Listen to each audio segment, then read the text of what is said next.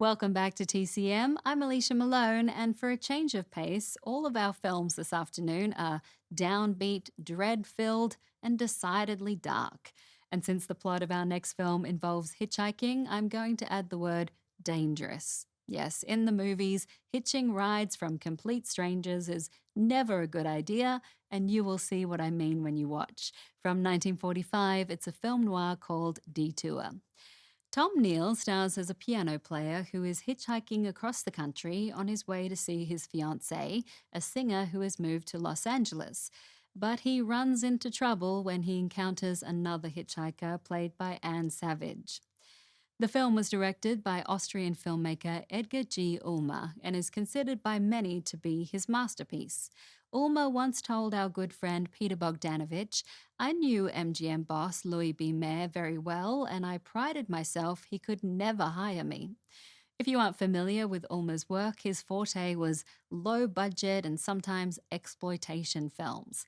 The phrase, necessity is the mother of invention, was practically created for him because, despite the severe budget and time limitations, his films were moody and stylish in a minimalistic way.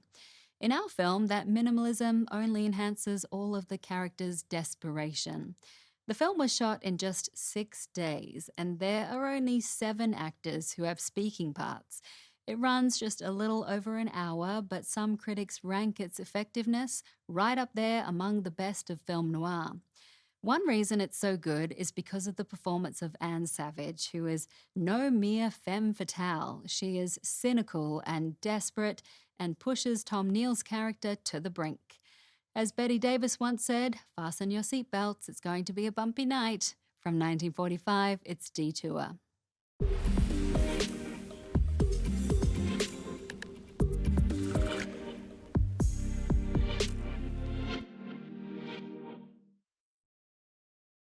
Detour comes from a long line of films where a seemingly normal or supposedly good person can turn simply by circumstance, and how lives can be changed and ruined in an instant. Actor Tom Neal, who played Al, had a life with more drama and tragedy than you might see in any movie.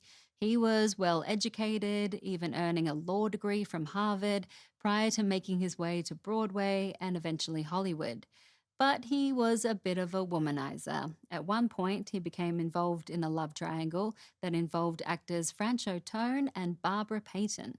One night, after a drinking binge fueled by jealousy, Neil assaulted Tone and ended up putting him in hospital.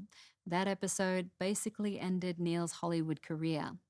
In 1965, his third wife died when Neil's gun accidentally, according to him, went off. He was charged and spent 6 years in jail. Sounds like a plot straight out of film noir. All right, up next we have a bleak crime thriller that has Michael Caine out for revenge, so don't go anywhere. Next on TCM, Get Carter, then Clute, and later, Play Misty for Me. TCM faces the music tonight.